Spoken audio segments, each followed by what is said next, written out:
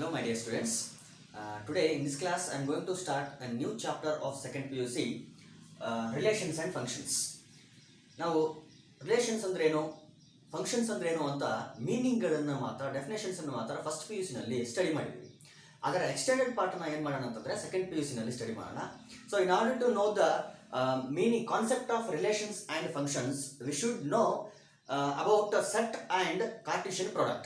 Relation ಅಂದ್ರೆ ಏನು, function ಅಂದ್ರೆ ಏನು ಅಂತ ನಮ್ಗೆ ಅರ್ಥ ಆಗ್ಬೇಕು ಅಂತಂದ್ರೆ ಫಸ್ಟ್ ನಮಗೆ ಯಾವ ಕಾನ್ಸೆಪ್ಟ್ಗಳು ಗೊತ್ತಿರಬೇಕು ಅಂತಂದ್ರೆ ಸೆಟ್ ಅಂದ್ರೆ ಏನು ಅಂತ ಗೊತ್ತಿರಬೇಕು, ಜೊತೆಗೆ ಕಾರ್ಟೀಷಿಯನ್ ಪ್ರಾಡಕ್ಟ್ ಅಂದ್ರೆ ಏನು ಅಂತ ಗೊತ್ತಿರಬೇಕು. ಸೆಟ್ ಅಂದ್ರೆ ಏನು ಅಂತ ಗೊತ್ತಿರಬೇಕು, ಜೊತೆಗೆ ಕಾರ್ಟೀಷಿಯನ್ ಪ್ರಾಡಕ್ಟ್ ಅಂದ್ರೆ ಏನು ಅಂತ ಗೊತ್ತಿರಬೇಕು. ಈ ಎರಡು ಕಾನ್ಸೆಪ್ಟ್ಗಳನ್ನ ನೀವು ಫಸ್ಟ್ PUC ನಲ್ಲಿ ಸ್ಟಡಿ ಮಾಡಿದ್ರಿ.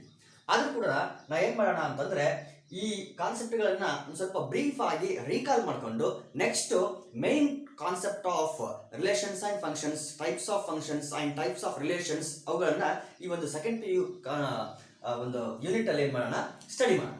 Okay, first of all let me define set. Set ಅಂದ್ರೆ ಏನು ಅಂತ ಡಿಫೈನ್ ಮಾಡೋಣ. ಸೆಟ್ ಏನ್ ಸೆಟ್ ಅಂದ್ರೆ, set is a well-defined collection. Set is a well-defined collection of objects. Defined collection of objects. Set is a well-defined collection of objects. ಏನ್ ಹೇಳ್ತಾ ಇದೆ set ಅಂತಂದ್ರೆ, set is a well defined collection. ಇಲ್ಲಿ ಈ word ಬಹಳ important. ಇಲ್ಲಿ well defined collection, well defined collection. Set ಅಂದ್ರೆ ಏನು ಅಂದ್ರೆ group of elements, group of objects. Set ಅಂದ್ರೆ ಒಂದು ಸುಮ್ಮನೆ ಸೂಪರ್ಫಿಷಿಯಲ್ ಲೆವೆಲ್ ಅಲ್ಲಿ ನಾವು ಕ್ರೂಡ್ ಲ್ಯಾಂಗ್ವೇಜ್ ಅಲ್ಲಿ ಮಾತಾಡೋದಾದ್ರೆ ಸೆಟ್ ಅಂತಂದ್ರೆ ಏನು, it is collection, it is a collection of objects. ಆದ್ರೆ mathematically speaking set is well defined collection. ಅದು ಎಂಥ ಕಲೆಕ್ಷನ್ ಆಗಿರಬೇಕು ಅಂತಂದ್ರೆ ವೆಲ್ ಡಿಫೈನ್ಡ್ ಕಲೆಕ್ಷನ್ ಆಗಿರಬೇಕು, and it is well defined collection of objects. Well defined collection of objects. ಇನ್ನು ಕೆಲವರು ಇದೇ set ಅನ್ನ ಬೇರೆ ರೀತಿ ಡಿಫೈನ್ ಮಾಡೋದನ್ನ ನಾನು ನೋಡಿದ್ದೀನಿ. ಅವ್ರು ಏನಂತ ಡಿಫೈನ್ ಮಾಡ್ತಾರೆ ಅಂತಂದ್ರೆ, it is collection of set is a collection of, it is a collection of well defined object ಅಂತ ಡಿಫೈನ್ ಮಾಡ್ತಾರೆ. ವೆಲ್ ಡಿಫೈನ್ಡ್ ಆಬ್ಜೆಕ್ಟ್ಸ್ ಅಂತ ಅವರು ಡಿಫೈನ್ ಮಾಡ್ತಾರೆ. Actually this is not the definition of set. ಸೆಟ್ಗೆ ಇದು definition ಅಲ್ಲ. Even though both the sentences look alike, ಎರಡೂ ಸೆಂಟೆನ್ಸ್ಗಳು ಸಿಮಿಲರ್ ಅನ್ನೋ ತರ ಕಾಣಿಸಿದ್ರು ಕೂಡ this is not the definition of set. Actually this is the definition of set. ಇದು ಡೆಫಿನೇಷನ್ ಆಫ್ ಸೆಟ್ ಅಲ್ಲ. ನೋಡಿ, ಎರಡೂ ಸೆಂಟೆನ್ಸ್ ಅಲ್ಲಿ ಆಲ್ಮೋಸ್ಟ್ ಸೇಮ್ ವರ್ಡ್ಸ್ ಗಳನ್ನೇ ಬರೆದಿದ್ದಾರೆ, ಸೇಮ್ ಮೀನಿಂಗೇ ಬರೋ ತರ ಬರೆದಿದ್ದಾರೆ. ಇಲ್ಲೇನಿದೆ, collection. Collection is nothing but a set. Collection just superficial ಅಲ್ಲಿ ಮಾತಾಡಿದ್ರೆ collection, group of elements, collection of well defined objects ಅಂತ ಹೇಳಿದಾರೆ. ಅಂದ್ರೆ ಇಲ್ಲಿ ವೆಲ್ ಡಿಫೈನ್ಡ್ ಅಂತ ಹೇಳಿದ್ರೆ ಯಾವುದಕ್ಕೆ ಅಂತಂದ್ರೆ ಆಬ್ಜೆಕ್ಟ್ ಗಳಿಗೆ. ಸೊ ಆಬ್ಜೆಕ್ಟ್ಸ್ ವೆಲ್ ಡಿಫೈನ್ಡ್ ಆಗಿರ್ಬೇಕು ಅಂತ ಈ ಡೆಫಿನೇಷನ್ ಅಂದ್ರೆ ಈ ಸೆಂಟೆನ್ಸ್ ಅಲ್ಲಿ ಹೇಳಿದ್ರೆ, ಇಲ್ಲಿ ಹೇಳ್ತಾನೆ ಕಲೆಕ್ಷನ್ ಏನಿರ್ಬೇಕು ಅಂದ್ರೆ ವೆಲ್ ಡಿಫೈನ್ಡ್ ಆಗಿರ್ಬೇಕು ಅಂತ ಹೇಳ್ತಾನೆ. ಸೊ ಸೆಟ್ ಆಗ್ಬೇಕು ಅಂತಂದ್ರೆ ಯಾವ್ದು ವೆಲ್ ಡಿಫೈನ್ಡ್ ಆಗಿರ್ಬೇಕು, it is a collection, not object. Collection ಏನಾಗಿರ್ಬೇಕು, ವೆಲ್ ಡಿಫೈನ್ಡ್ ಆಗಿರ್ಬೇಕು ಹೊರತು ಆಬ್ಜೆಕ್ಟ್ಸ್ ಅಲ್ಲ.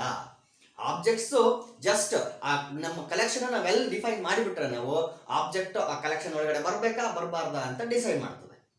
ಸೊ ಇದೇನಿದೆಯಲ್ಲ, ಇದು collection of well defined objects ಅಂತಿದೆಯಲ್ಲ, this is not the definition of set. ಇದು ಡೆಫಿನೇಷನ್ ಆಫ್ ಸೆಟ್ ಅಲ್ಲ. ಇದನ್ನ ಸ್ವಲ್ಪ ನೀವು ಮೈಂಡ್ ಅಲ್ಲಿ ಇಟ್ಕೊಳ್ಬೇಕು. So set is a collection, well defined collection. What type of collection? It is well defined collection of objects. Now let me analyse this definition. ಒಂದು ಸ್ವಲ್ಪ analyse ಮಾಡೋಣ, ಇದನ್ನ ಒಂದು ಸ್ವಲ್ಪ ಬಿಡಿಸಿ ನೋಡೋಣ ಏನ್ ಹೇಳ್ತಾ ಇದೆ ಇದು.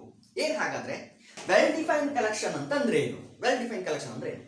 Now, let me collect few letters of English alphabet. ಕೆಲವೊಂದು ಲೆಟರ್ಸ್ ಗಳನ್ನ ಕಲೆಕ್ಟ್ ಮಾಡ್ತೀನಿ. ಕೆಲವೊಂದು ಲೆಟರ್ಸ್ ನ ಕಲೆಕ್ಟ್ ಮಾಡ್ತೀನಿ ಅಂತಂದ್ರೆ is it well defined collection? No, it is not well defined collection. ಯಾಕಂದ್ರೆ ಕೆಲವೊಂದು ಲೆಟರ್ಸ್ ಅಂತಂದ್ರೆ ಯಾವ ಲೆಟರ್ಸ್ ಗಳನ್ನ ಕಲೆಕ್ಟ್ ಮಾಡ್ತಿದ್ದೀನಿ ಅಂತ ಸ್ಪೆಸಿಫಿಕ್ ಆಗಿ ಡಿಫೈನ್ ಮಾಡಿಲ್ಲ. ಹಾಗಾಗಿನೇ it is not a well defined collection. ಇದನ್ನೇ ನಾನೇನ್ ಮಾಡ್ತೀನಿ ಅಂತಂದ್ರೆ ಒಂದು ಸ್ವಲ್ಪ ಬೇರೆ ರೀತಿ ಡಿಫೈನ್ ಮಾಡ್ತೀನಿ. ಏನಂತ ಡಿಫೈನ್ ಮಾಡ್ತೀನಿ?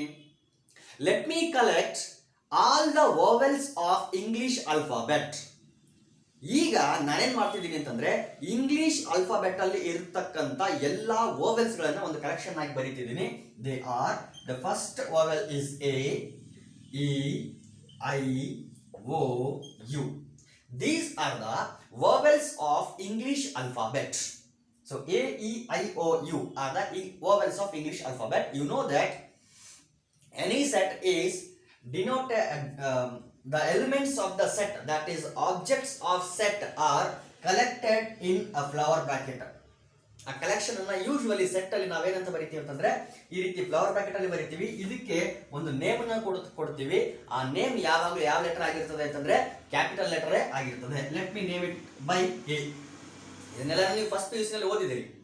ಸೊ ಈ ರೀತಿ ಏನು ಆಬ್ಜೆಕ್ಟ್ಸ್ ಇರ್ತದಲ್ಲ, ಆಬ್ಜೆಕ್ಟ್ ಗಳನ್ನೆಲ್ಲ ಏನ್ ಮಾಡಿದಿರಿ, ಒಂದು ಕಲೆಕ್ಷನ್ ಅಂತ ಬರ್ದಿದ್ದೀರಿ. ಒಂದು ಕಲೆಕ್ಟ್ ಮಾಡಿ ಒಂದು ಗ್ರೂಪ್ ಅಲ್ಲಿ ಬರ್ದಿದ್ದೀರಲ್ಲ, ಈ ಕಲೆಕ್ಷನ್, ಈ ಆಬ್ಜೆಕ್ಟ್ ಗಳಿಗೆ ನಾವೇನಂತ ಕರಿತೀವಿ ಅಂತಂದ್ರೆ ಎಲಿಮೆಂಟ್ಸ್ ಆಫ್ ದ ಸೆಟ್ ಅಂತ ಕರಿತೀವಿ. ಏನಂತ ಕರಿತೀವಿ?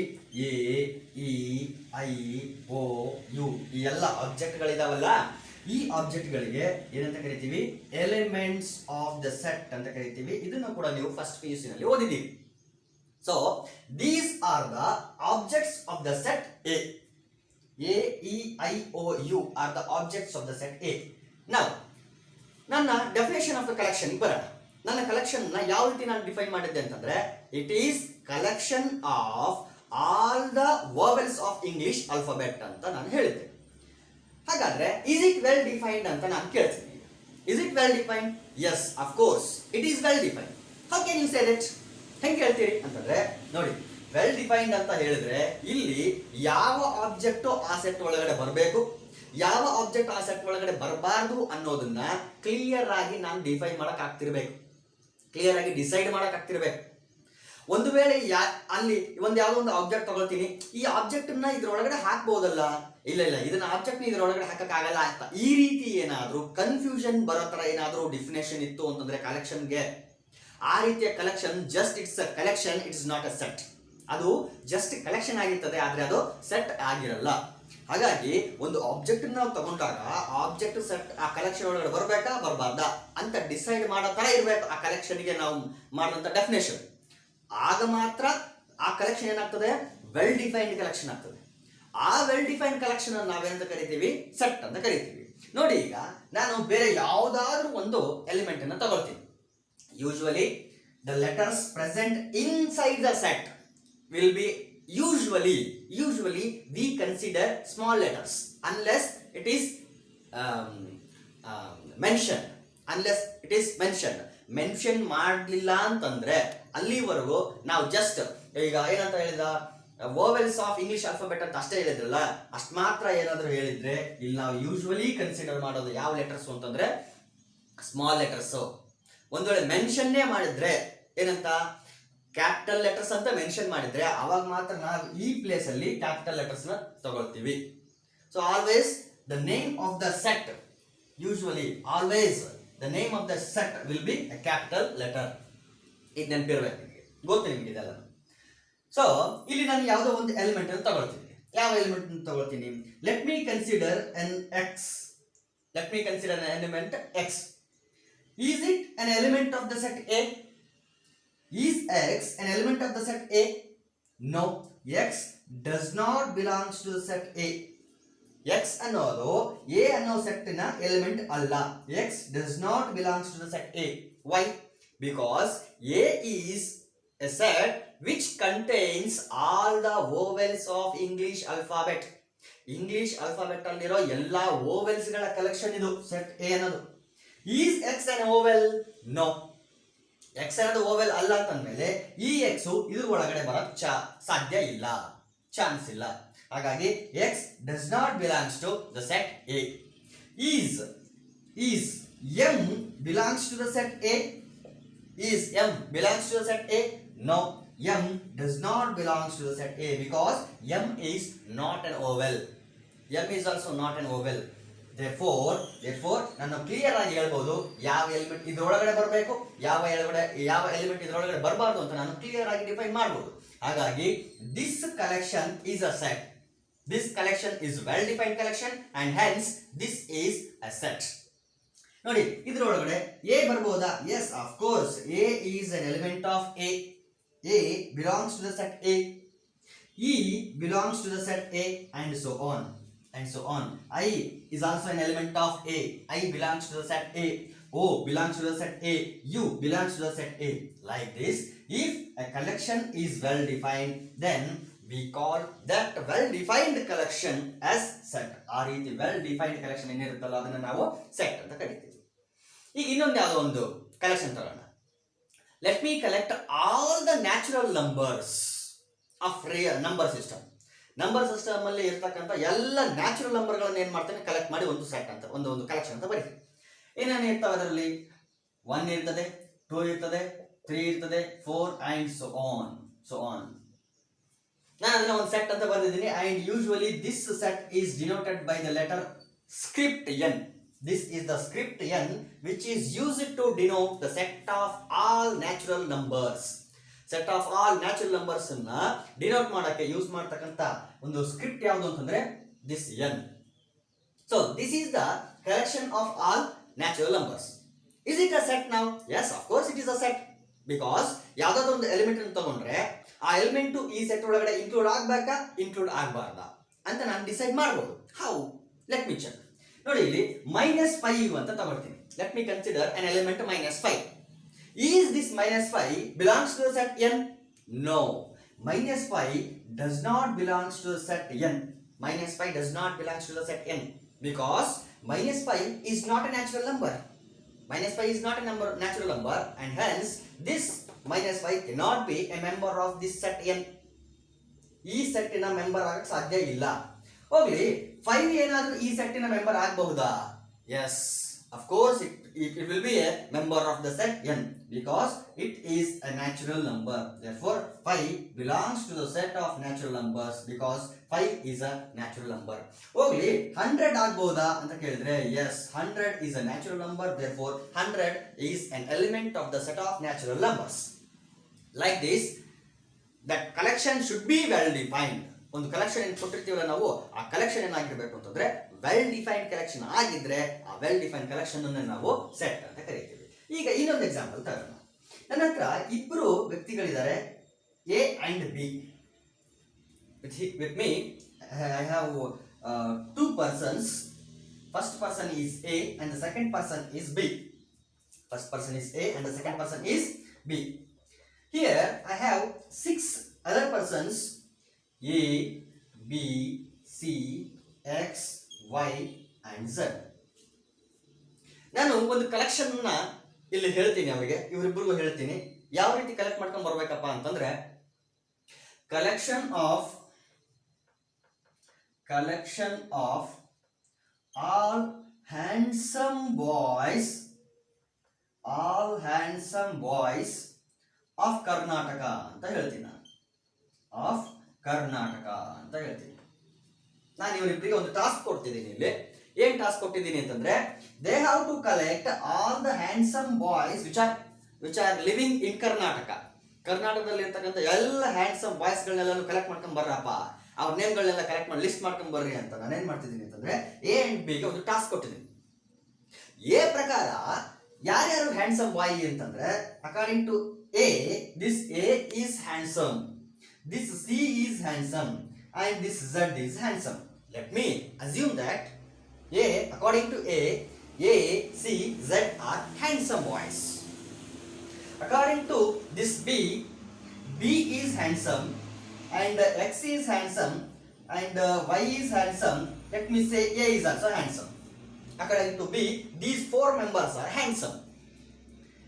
They will list their collection. ಅವರೇನು ಅಬ್ಸರ್ವ್ ಮಾಡಿದ್ರೆ ಅದನ್ನೆಲ್ಲ ಒಂದು ಲಿಸ್ಟ್ ಅಂತ ಬರೀತಾರೆ. According to A, what A list is A C Z ಅಂತ ಲಿಸ್ಟ್ ಮಾಡ್ಕೊಂಡು ಬರ್ತಾನೆ ಫಾರ್ ದ ಸೇಮ್ ಡೆಫಿನೇಷನ್. ಇಬ್ಬರಿಗೂ ಸೇಮ್ ಡೆಫಿನೇಷನ್ ನಾನು ಕೊಟ್ಟಿದ್ದು. ಎ ಅನ್ನೋನು ಹೋಗಿ ಎ ಸಿ ಝೆಡ್ ಅಂತ ಲಿಸ್ಟ್ ಮಾಡ್ಕೊಂಡು ಬಂದ. ಬಿ ಅನ್ನೋನು ಏನ್ ಮಾಡ್ತಾನೆ ಅಂತಂದ್ರೆ, ಯಾವ್ದನ್ನ ಲಿಸ್ಟ್ ಮಾಡ್ಕೊಂಡು ಬರ್ತಾನೆ, ಎ ಅನ್ನೋದನ್ನ ಲಿಸ್ಟ್ ಮಾಡ್ತಾನೆ, ಬಿ ಅನ್ನೋದನ್ನ ಲಿಸ್ಟ್ ಮಾಡ್ತಾನೆ, ನೆಕ್ಸ್ಟ್ ಎಕ್ಸ್ ಅಂಡ್ ವೈ. ನೋಡಿ, ಇಬ್ಬರಿಗೂ ಕೊಟ್ಟಂತ ಡೆಫಿನೇಷನ್ ಏನು ಅಂತಂದ್ರೆ ಸೇಮನೆ. ಏನಂತ ನಾನು ಡೆಫಿನೇಷನ್ ಕೊಟ್ಟಿದ್ದು, collection of all handsome boys of Karnataka ಅಂತ ಇಬ್ರಿಗೂ ಸೇಮ್ ಡೆಫಿನೇಷನ್ ಕೊಟ್ಟಿದ್ದೆ. ಆದ್ರೆ ಎ ಅನ್ನೋನ ಸೆಟ್ಟೇ ಬೇರೆ ಇದೆ, ಬಿ ಅನ್ನೋ ಸೆಟ್ಟೇನೆ ಬೇರೆ ಇದೆ. ಯಾಕೆ ಅಂತಂದ್ರೆ this collection is just A collection but it is not well defined. It is not well defined. If at all it is a well defined collection, both the sets will be equal. ಎರಡೂ ಸೆಟ್ಗಳು equal ಆಗಿರ್ತಿತ್ತು. ಇವನ set ಅದೇ ಬರ್ತಿತ್ತು, ಇವನ set ಅದೇ ಬರ್ತಿತ್ತು. ಯಾವಾಗ? If the collection is well defined. Since this collection is not well defined, the sets are different. ಈ collection well defined ಆಗಿಲ್ಲದೆ ಇರೋದ್ರಿಂದ ಈ ಒಂದು ಕಲೆಕ್ಷನ್ ಏನಿದೆಯಲ್ಲ, ಈ ಕಲೆಕ್ಷನ್ ಬೇರೆ ಬೇರೆ ಬಂತು. ಹಾಗಾದ್ರೆ ವೆಲ್ ಡಿಫೈನ್ಡ್ ಅಂದ್ರೆ ಏನು ಅಂತ ಗೊತ್ತಾಯ್ತು ಅಂತ ಅನ್ಕೊಳ್ತೀನಿ. ಅಂದ್ರೆ ಯಾವ ಎಲಿಮೆಂಟ್ ನಾನು ಅದರೊಳಗಡೆ ಇನ್ಕ್ಲೂಡ್ ಮಾಡಬೇಕು, ಯಾವ ಎಲಿಮೆಂಟ್ ಇದು ಇನ್ಕ್ಲೂಡ್ ಮಾಡಬಾರ್ದು ಅಂತ ವರ್ಲ್ಡ್ ಅಲ್ಲೇನೆ ಎಲ್ಲೋದ್ರೂ ಕೂಡ ಅದನ್ನ ಡಿಸೈಡ್ ಮಾಡಕ್ ಆಗ್ತಿರ್ಬೇಕು. ನೋಡಿ ಇಲ್ಲಿ vowels of the English alphabet ಅಂದ್ರೆ ಪ್ರಪಂಚದಲ್ಲಿ ಎಲ್ಲೋದ್ರೂ ಕೂಡ ಇದೇ ಸೆಟ್ಟೇ ಬರೋದು. ಸೆಟ್ ಆಫ್ ನ್ಯಾಚುರಲ್ ನಂಬರ್ಸ್ ಅಂದ್ರೆ ಎಲ್ಲೋದ್ರೂ ಕೂಡ, ಇಡೀ ಪ್ರಪಂಚದಲ್ಲಿ ಎಲ್ಲೋದ್ರೂ ಕೂಡ ಇದೇ ಸೆಟ್ಟೇನೆ ಬರ್ತದೆ. Because these two collections are well defined collections. ಹಾಗಾಗಿ ಯಾವುದೇ ರೀತಿ ಆಂಬಿಗಿಟಿ ಇಲ್ಲ, ಕನ್ಫ್ಯೂಷನ್ ಇಲ್ಲ. ಆದ್ರೆ ಇಲ್ಲಿ ಏನು ಅಂತಂದ್ರೆ ಇಟ್ ಈಸ್ ರಿಲೇಟಿವ್. ಯಾವುದು? Handsome, beautiful, height, dwarf, colour ಏನಿದೆಯಲ್ಲ ಅದು ವೈಟ್, ಬ್ಲ್ಯಾಕ್ ಅನ್ನೋದೆಲ್ಲನೂ ಇವೆಲ್ಲ ರಿಲೇಟಿವ್ ಟರ್ಮ್ಸ್ ಅವು. ಹಾಗಾಗಿ ನನ್ನ ಪ್ರಕಾರ ಒಬ್ರು ಹ್ಯಾಂಡ್ಸಮ್ ಆಗಿ ಕಂಡ್ರೆ ಇನ್ನೊಬ್ಬರ ಪ್ರಕಾರ ಅವ್ರು ಹ್ಯಾಂಡ್ಸಮ್ ಆಗಿ ಕಾಣದೇ ಇರ್ಬೋದು. ನನ್ನ ಪ್ರಕಾರ ಒಬ್ರು ವೈಟ್ ಆಗಿ ಕಾಣಿದ್ರೆ ಇನ್ನೊಬ್ಬರ ಪ್ರಕಾರ ಅವ್ರು ವೈಟ್ ಅಲ್ಲದೆ ಇರ್ಬೋದು. ಸೊ ಹಾಗಾಗಿ ಈ ರೀತಿಯ ಕಲೆಕ್ಷನ್ ಏನಿದಾವಲ್ಲ ಇವನ್ನ ನಾವು ವೆಲ್ ಡಿಫೈನ್ಡ್ ಕಲೆಕ್ಷನ್ ಅಂತ ಕನ್ಸಿಡರ್ ಮಾಡಲ್ಲ. And those collections are not sets. ಆ ರೀತಿ ಕಲೆಕ್ಷನ್ಸ್ ನಾವು ಸೆಟ್ ಅಂತ ಕರೆಯಲ್ಲ. This is what the definition and meaning of set. ಇದು ಡೆಫಿನೇಷನ್ ಮತ್ತು ಮೀನಿಂಗ್ ಆಫ್ ಸೆಟ್. ಈಗ ನಾವೇನ್ ಮಾಡೋಣ ಅಂತಂದ್ರೆ ಕಾರ್ಟೀಷಿಯನ್ ಪ್ರಾಡಕ್ಟ್ ಅಂದ್ರೆ ಏನು ಅಂತ ನೋಡೋಣ. ಇದರೊಳಗಡೆ ಡಿಫ್ರೆಂಟ್ ಸೆಟ್ಗಳಲ್ಲೇನೆ ಡಿಫ್ರೆಂಟ್ ಟೈಪ್ಸ್ ಆಫ್ ಸೆಟ್ಸ್ ಬರ್ತದೆ. Like empty set, universal set, subset, like that. ಅದನ್ನೆಲ್ಲ ನೀವು PUC ಫಸ್ಟ್ ಇಯರ್ ಅಲ್ಲಿ ಕಲ್ತಿದ್ರಿ. ಹಾಗಾಗಿ ಇನ್ನು ಡೀಪ್ ಆಗಿ ಹೋಗಲ್ಲ. ನಾನು ಜಸ್ಟ್ ಮೀನಿಂಗ್ ಆಫ್ ಸೆಟ್ ಗೆ ರಿಸ್ಟ್ರಿಕ್ಟ್ ಮಾಡ್ಕೊಂಡಿದ್ದೀನಿ. ನಾವು we shall move towards the definition, meaning of Cartesian product. Cartesian product ಅಂದ್ರೆ ಏನು ಅಂತ ತಿಳ್ಕೊಳ್ಳೋಣ. Cartesian product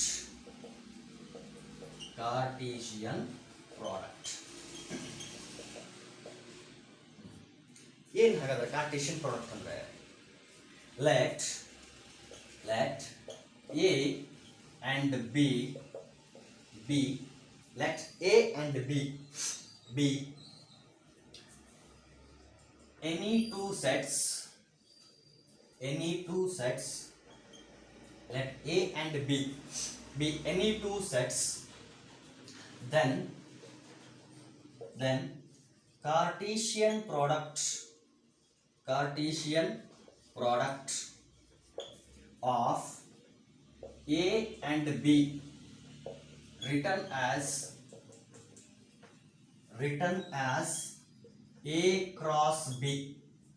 See here we are considering two sets A and B, and Cartesian product of those two sets is written as A into B. Idu nanu cross anta ottini, A cross B, and defined as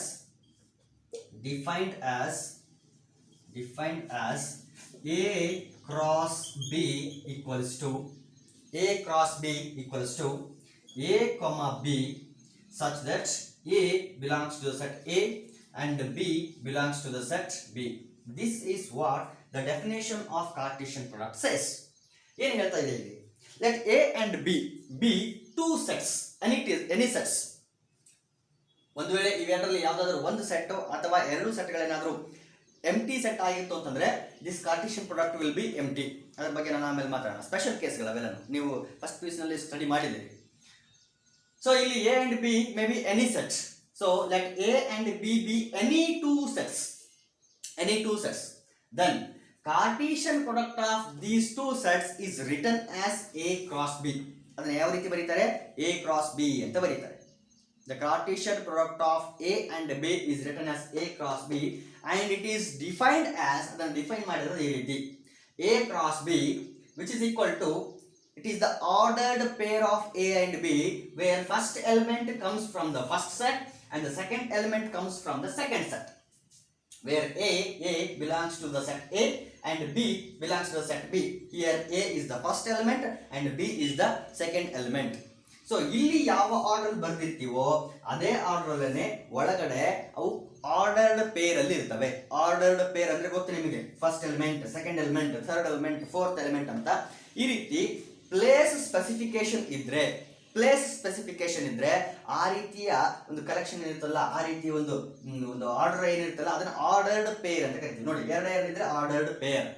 ಮೂರು ಎಲಿಮೆಂಟ್ಗಳು ಬರ್ತವೆ ಈ ರೀತಿ A B C ಹಿಂಗೂ ಬರ್ತವೆ.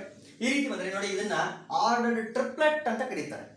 ಅದು ordered peer ಆದ್ರೆ ಇದು ordered triplet ಅಂದ್ರೆ ಯಾಕೆ ಅಂದ್ರೆ ಮೂರು ಎಲಿಮೆಂಟ್ ಇದೆಯಾ ನೋಡಿ ಇಲ್ಲಿ, ಅದಕ್ಕೇನೆ ಆರ್ಡರ್ಡ್ ಟ್ರಿಪ್ಲೆಟ್ ಅಂತ ಕರಿತೀವಿ. ಇನ್ನು ಜಾಸ್ತಿ ಎಲಿಮೆಂಟ್ಸ್ ಬಂದ್ರೆ ಆರ್ಡರ್ಡ್ ಎನ್ ಟಪಲ್ ಅಂತ ಕರಿತೀವಿ. ನಿಮ್ಮ ಹೈಯರ್ ಕ್ಲಾಸ್ ಅಲ್ಲಿ ಓದ್ತೀರಿ, ಈಗ ಅದನ್ನ ಬೇಡ ಸುಮ್ಮನೆ. ಓಕೆ, ಇದೇನು ordered pair. A cross B ಅಂತ ಇದ್ರೆ A, B, where A belongs to the set A and B belongs to the set B. This is what the definition of Cartesian product says. ನಾವು ಇದನ್ನ superficial level ಅಲ್ಲಿ ಸುಮ್ಮನೆ ಮಾತಾಡೋದಾದ್ರೆ actually ಏನ್ರಿ ಅದ್ರ meaning ಅಂತಂದ್ರೆ, A ಅನ್ನೋ ಸೆಟ್ ಒಳಗಡೆ ಒಂದಷ್ಟು ಎಲಿಮೆಂಟ್ಗಳಿರ್ತವೆ, ಬಿ ಅನ್ನೋ ಸೆಟ್ ಅಲ್ಲೂ ಒಂದಷ್ಟು ಎಲಿಮೆಂಟ್ಗಳಿರ್ತವೆ. ಕಾರ್ಟಿಷಿಯನ್ ಪ್ರಾಡಕ್ಟ್ ಅಂದ್ರೆ ಏನ್ ಗೊತ್ತಾ, ಈ ಎರಡು ಎಲಿಮೆಂಟ್ಗಳ ಪಾಸಿಬಲ್ ಆರ್ಡರ್ಡ್ ಪೇರ್ಸ್, ಈ ಎರಡು ಎಲಿಮೆಂಟ್ಗಳನ್ನ ಯೂಸ್ ಮಾಡಿ ಎ ಅಲ್ಲಿರೋ ಎಲಿಮೆಂಟ್ಗಳು ಪ್ಲಸ್ ಬಿ ಅಲ್ಲಿರೋ ಎಲಿಮೆಂಟ್ಗಳನ್ನ ಆರ್ಡರ್ಡ್ ಪೇರ್ಗಳಂತ ಏನಾದರೂ ಜೋಡಿ ಮಾಡಿ ಬರೆದ್ರೆ Cartesian product is nothing but all the possible ordered pairs of elements of these two sets. ಇಲ್ಲಿ ಎ ಅಂಡ್ ಬಿ ಅಂತ ಎರಡು ಸೆಟ್ ಇದಾವಲ್ಲ, so there will be elements in the set A, there will be some elements in the set B.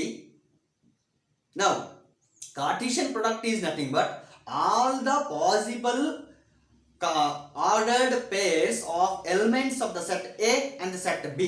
Set A ಮತ್ತು set B ಅಲ್ಲಿ ಎರಡರಲ್ಲೂ ಇರತಕ್ಕಂತ ಎಲಿಮೆಂಟ್ಗಳನ್ನ ordered peer ಅಂತ ಬರೆದ್ರೆ ಎಲ್ಲಾ ಪಾಸಿಬಲ್ ಆರ್ಡರ್ಡ್ ಪೇರ್ಗಳೆಲ್ಲ ಒಂದು ಕಲೆಕ್ಟ್ ಮಾಡಿ ಬರೆದ್ರೆ that collection itself is nothing but Cartesian product.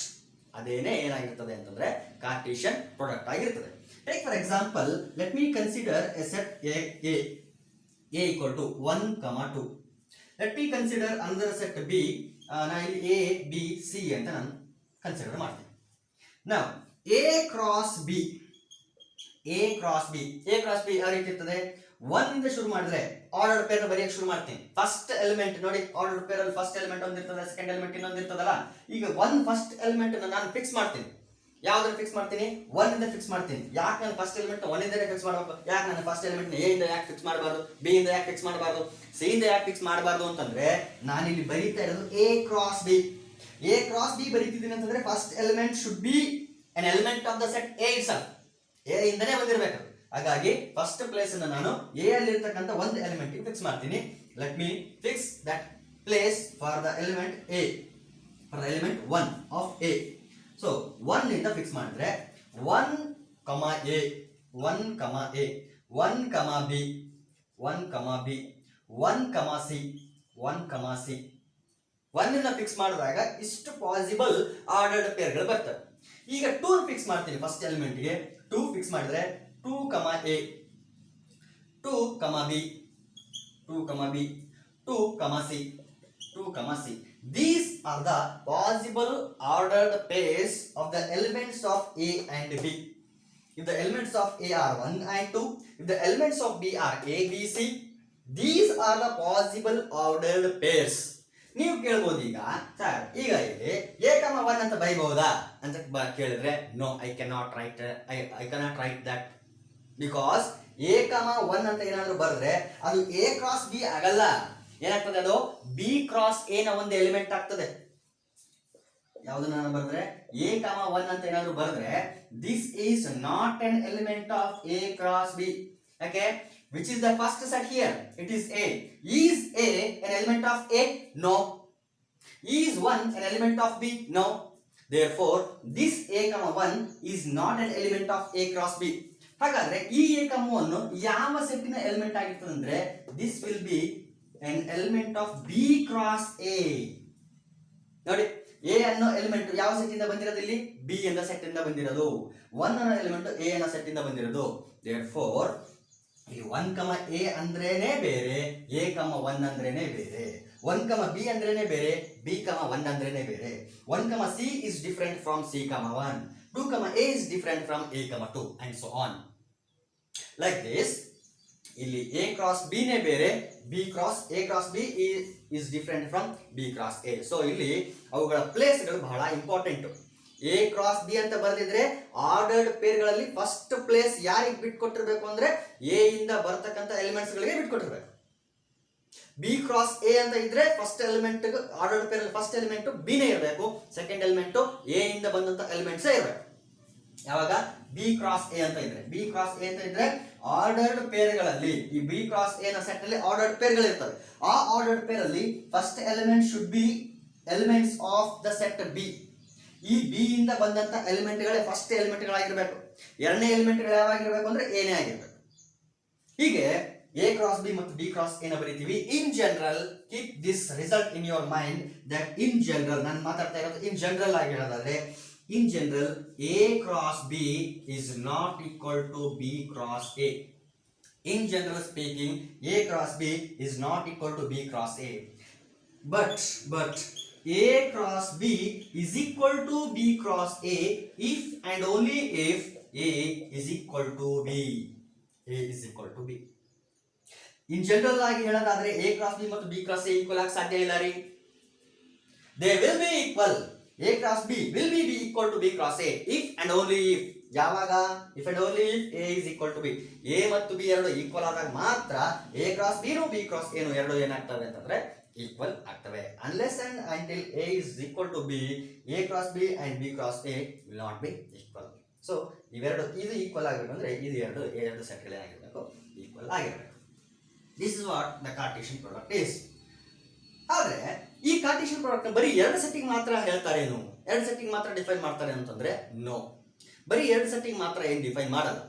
ಇದನ್ನ more than 2 sets, finite number of sets, infinite number of ಸೆಟ್ಸ್ಗೂ ಕೂಡ ನಾವೇನ್ ಮಾಡ್ತೀವಿ? ಕಾರ್ಟೇಶಿಯನ್ ಪ್ರಾಡಕ್ಟ್ ನ ಬರೀತೀವಿ. ಎರಡು ಸೆಟ್ಗಳನ್ನ ಬರೆದಾಗ A ಕ್ರಾಸ್ B ಅಂತ ಬರೀತೀವಿ. 3 ಸೆಟ್ ಅನ್ನ ತಗೊಂಡ್ರೆ ಅಲ್ಲಿ ಬರೀಬಹುದು A cross B cross C. ಇದರಲ್ಲಿ ಯಾವ ರೀತಿ ಎಲಿಮೆಂಟ್ಸ್ ಇರ್ತವೆ? ಫಸ್ಟ್ ಎಲಿಮೆಂಟ್ A ಇಂದ ಬಂದಿರ್ತದೆ, ಸೆಕೆಂಡ್ ಎಲಿಮೆಂಟ್ B ಇಂದ ಬಂದಿರ್ತದೆ, ಥರ್ಡ್ ಎಲಿಮೆಂಟ್ C ಇಂದ ಬರ್ತದೆ. ಅಲ್ಲಿ ಎಲಿಮೆಂಟ್ ಯಾವ ರೀತಿ ಇರ್ತದೆ ಅಂದ್ರೆ A B C order triplet ಇರ್ತವೆ. ಇಲ್ಲಿ 3 ಸೆಟ್ಗಳದ್ದಾಯ್ತು. n ನಂಬರ್ ಆಫ್ ಸೆಟ್ಗಳು ಬರ್ತವೆ? ಎಸ್ ಬರ್ತವೆ, n ನಂಬರ್ ಆಫ್ ಸೆಟ್ಸ್ ಬರ್ತವೆ. A1 A2 so on AN. ನೋಡಿ ಎಷ್ಟು ಸೆಟ್ ಇದೆ ಇಲ್ಲಿ? 1 2 ಅಪ್ ಟು n ಸೆಟ್ಗಳಿದೆ. ಇದ್ರ ಒಳಗಡೆ ಎಲಿಮೆಂಟ್ಸ್ ಇರ್ತವೆ A1 A2 and so on AN ಅಂತ ಎಲಿಮೆಂಟ್ಗಳು ಇರ್ತವೆ. So like this we will find Cartesian product of any number of sets. ಎಷ್ಟು ಸೆಟ್ಗಳನ್ನ ಬೇಕಾದರೂ ನಾವೇನ್ ಮಾಡಬಹುದು ಅಂತಂದ್ರೆ Cartesian product ಅನ್ನ ಇಲ್ಲಿ ಫೈಂಡ್ ಮಾಡಬಹುದು. So this is what the Cartesian product is. Now brief ಆಗಿ ಇಷ್ಟನ್ನು ನಾವು ನೋಡಿದ ಮೇಲೆ ನೆಕ್ಸ್ಟ್ ಏನು ಡಿಫೈನ್ ಮಾಡ್ತೀನಿ ನಾನು ಈಗ ರಿಲೇಷನ್ ಅಂದ್ರೆ ಏನು ಅಂತ ಡಿಫೈನ್ ಮಾಡ್ತೀನಿ. Now let me define the concept of relation.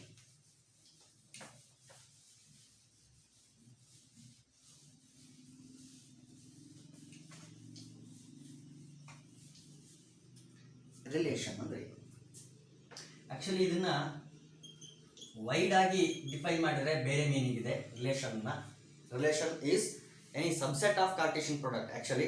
But ನಾವು ಇದನ್ನ ಒಂದು ಎರಡು ಸೆಟ್ಗಳಿಗೆ ಮಾತ್ರ ನಾವು ಏನ್ ಮಾಡ್ತಿದೀವಿ ಇಲ್ಲಿ ರಿಸ್ಟ್ರಿಕ್ಟ್ ಮಾಡ್ತಿದೀವಿ. ಹಾಗಾಗಿ ಕಾರ್ಟೇಶಿಯನ್ ಪ್ರಾಡಕ್ಟ್ ಆಫ್ 2 ಸೆಟ್ಸ್ಗೆ ಮಾತ್ರ ಇದನ್ನ ರಿಸ್ಟ್ರಿಕ್ಟ್ ಮಾಡ್ತಿದೀವಿ ಇಲ್ಲಿ. So relation let A and B be any two non-empty sets. ಒಂದು ವೇಳೆ ಎಂಟಿ ಸೆಟ್ ಆಗಿದ್ರೆ ರಿಲೇಷನ್ ಡಿಫೈನ್ ಮಾಡಕ್ಕೆ ಅಲ್ಲಿ ಎಲಿಮೆಂಟ್ಗಳಿರಲ್ಲ. ಹಾಗಾಗಿ ಆ ಎಲಿಮೆಂಟ್ಗಳು ಏನಾಗಿರ್ಬೇಕು ಅಂದ್ರೆ ಆ ಸೆಟ್ಗಳು ಏನಾಗಿರ್ಬೇಕು ಅಂತಂದ್ರೆ ನಾನ್ ಎಂಟಿ ಸೆಟ್ಸ್ಗಳಾಗಿರ್ಬೇಕು. In order to define relation those 2 sets should be non-empty. Let A and B be any 2 non-empty sets. Then a relation R is the name of the relation. Then a relation R from the set A, from A to B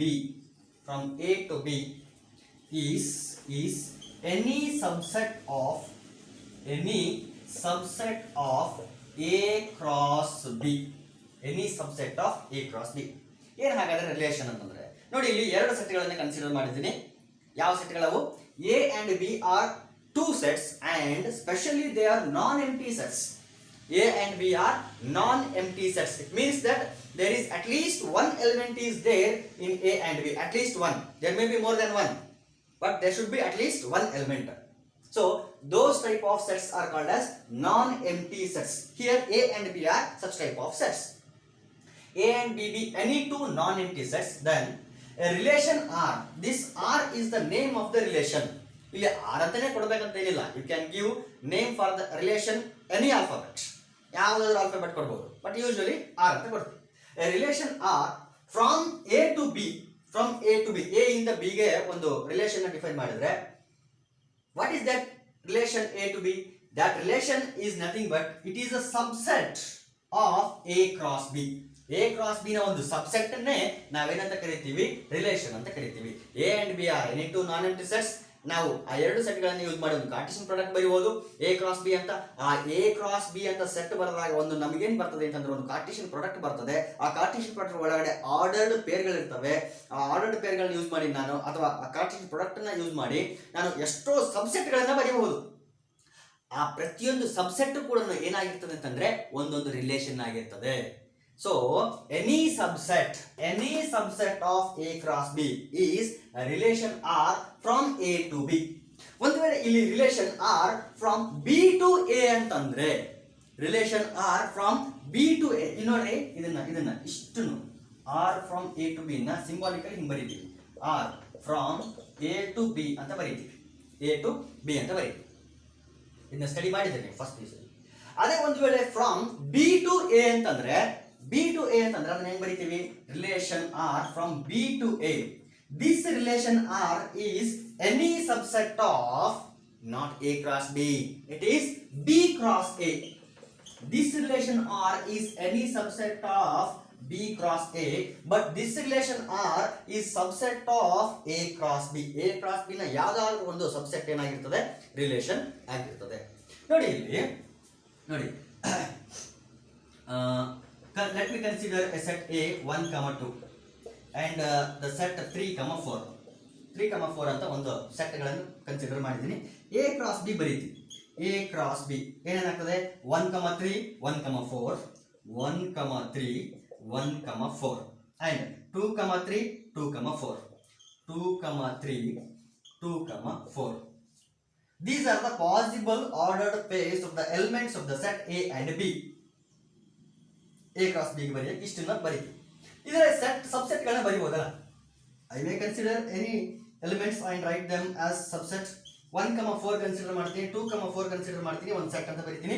this set is clearly a subset of A cross B and let me name it as R1. R1 ಅಂತ ನಾನು name ಮಾಡ್ತೀನಿ ಈ ಸಬ್ಸೆಟ್ಗೆ. Clearly R1 is subset of A cross B.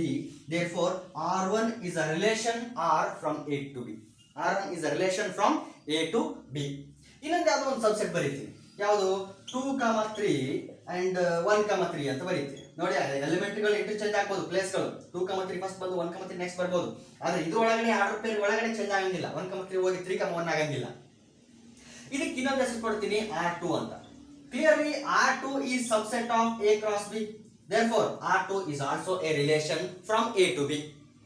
ಇಲ್ಲೂ ಕೂಡ R2 ಏನಾಗಿರ್ತದೆ ಅಂತಂದ್ರೆ subset ಆಗಿರೋದ್ರಿಂದ here also R2 is a relation from A to B. A ಇಂದ B ಗೆ ಡಿಫೈನ್ ಆಗಿರುವಂತಹ ಒಂದು relation. This is what the definition of relation says. ಇದು definition of relation. ಏನಂತ ಹೇಳ್ತಾ ಇದೆ ಇಲ್ಲಿ? Relation is subset of Cartesian product. Subset of Cartesian product ಅದನ್ನ ಸ್ಪೆಸಿಫಿಕ್ ಆಗಿ ಡಿಫೈನ್ ಮಾಡೋದಾದ್ರೆ ಈ ರೀತಿ ಡಿಫೈನ್ ಮಾಡ್ತೀವಿ. Here we are considering two non-empty sets A and B. Relation R from A to B is nothing but a subset of A cross B. A subset of A cross B. This is what the definition of relation is. Okay. Now I think it is enough for today, and we shall continue the types of relation in the next video. Thank you, dear students.